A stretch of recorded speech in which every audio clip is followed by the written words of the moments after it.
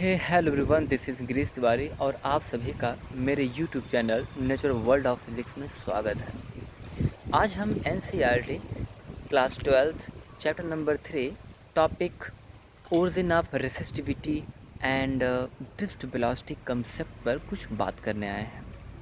आज समझते हैं कि ये ड्रिफ्ट वेलोसिटी क्या होता है, या जब कोई कंडक्टर होता है और वो किसी एक्सटर्नल फील्ड में रखा होता है तो वो इलेक्ट्रॉन्स किस तरह बिहेवियर करते हैं। चलिए बात करते हैं। सिंपली हमारे पास जब एक कंडक्टर होता है तो कंडक्टर में फ्री इलेक्ट्रॉन्स होते हैं और जिस कारण से उस मटेरियल को कंडक्टर का नाम देते हैं। जब इनमें कोई फील्ड नहीं होता है तो इनमें कोई प्रभाव नहीं होता है और ये यादृच्छा रैंडमली मोशन करते रहते हैं उस कंडक्टर के अंदर, और उस कंडक्टर में रहने वाले हैवी फिक्स्ड न्यूक्लियस से ये लगातार टक्कर खाते रहते हैं या इलेक्ट्रॉन आपस में टक्कर खाते रहते हैं और एनर्जीज को वेस्ट करते हैं। और किसी दिए गए टाइम में अगर हम कोई फिक्स टाइम में इनकी निश्चित डायरेक्शन देखना चाहें इन वेलोसिटीज़ का तो कुछ भी नहीं मिलता है। हम इसलिए कह सकते हैं कि at a given time the net velocity of this electron is zero.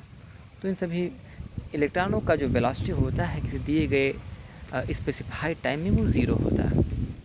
इसलिए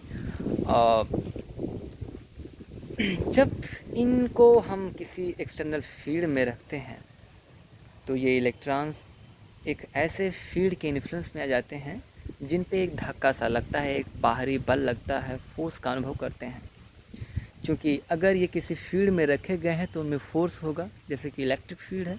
इलेक्ट्रिक फील्ड क्या है? फोर्स पर यूनिट चार्ज है। तो ये फोर्स कहीं ना कहीं लगता है और जहाँ पे फोर्स होगा वहाँ पे एक्सेलरेशन होना तय है क्लासिकल फिज़िक्स के कारण।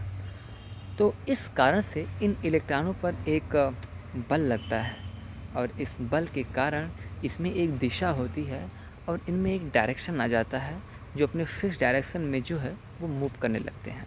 अब कंडक्टर में यदि करंट बह रहा है जिस डायरेक्शन में, तो इलेक्ट्रॉन इसके अपोजिट चलने के लिए बद्ध हो जाते हैं, जैसा कि आपने करंट इलेक्ट्रिसिटी में करंट में आपको ये बताया गया है। ठीक, तो आइए इसको हम मैथमेटिकली रूप से बोर्ड पर देखने का प्रयास करते हैं।